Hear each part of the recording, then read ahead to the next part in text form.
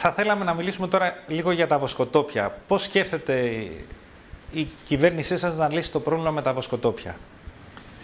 Κοιτάξτε, το πρόβλημα με τα βοσκοτόπια είναι ένα σύνθετο πρόβλημα. Είχαμε προβλήματα τα οποία οφείλουμε τώρα να αντιμετωπίσουμε μέσα σε ένα πολύ πυκνό, αν το θέλετε, χρόνο.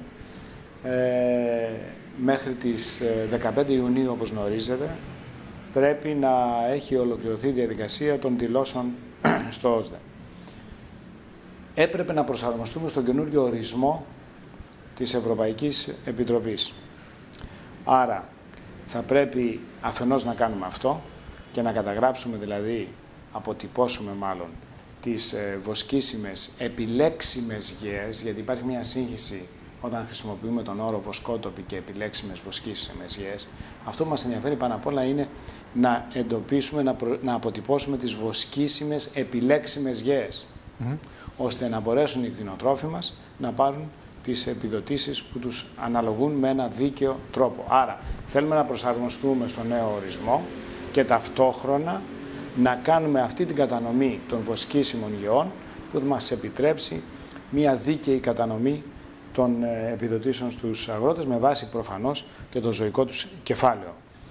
Αυτό που έχουμε κάνει λοιπόν είναι να έχουμε συγκροτήσει μια επιτροπή η οποία επεξεργάζεται αυτά τα τεχνικά ζητήματα ώστε να είμαστε σύντομα έτοιμοι να ολοκληρωθεί η διαδικασία δηλαδή των δηλώσεων χωρίς σοβαρά προβλήματα. Ζητάτε όμως και μια παράταση από την Ευρωπαϊκή. Μπράβο. Να αναφερθώ και σε αυτό. Αυτό που ζητάγαμε και για το οποίο μιλήσαμε με τον Επίτροπο, τον κύριο Χόγκαν, είναι να μας δοθεί μια χρονική παράταση για τυχόν διορθώσεις που μπορεί να χρειαστεί να κάνουμε στο μεσοδιάστημα μεταξύ των δηλώσεων στον ΩΣΔΕ και των πληρωμών. Μας διαβεβαίωσαν ότι τέτοιο πρόβλημα δεν υπάρχει. Μπορούμε να κάνουμε ό,τι διορθώσεις θέλουμε μέχρι την έναρξη των πληρωμών. Μέχρι τον Νοέμβρη δηλαδή μιλάμε, την προκαταβολή. Το διάστημα αυτό, ναι. Λοιπόν, μέχρι τα τέλη του καλοκαιριού, χοντρικά. Μέσα. Εμείς ελπίζουμε ότι θα είμαστε τόσο καλά προετοιμασμένοι που δεν θα χρειαστεί να κάνουμε, δεν θα χρειαστούμε μάλλον αυτό τον χρόνο. Ευχόμαστε. Αυτό είναι το ζήτημα. Αυτό αιτηθήκαμε.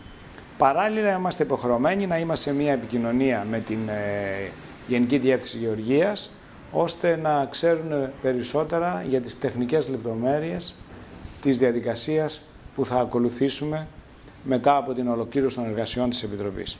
Αυτή είναι η υπόθεση με τα βοσκοτόπια.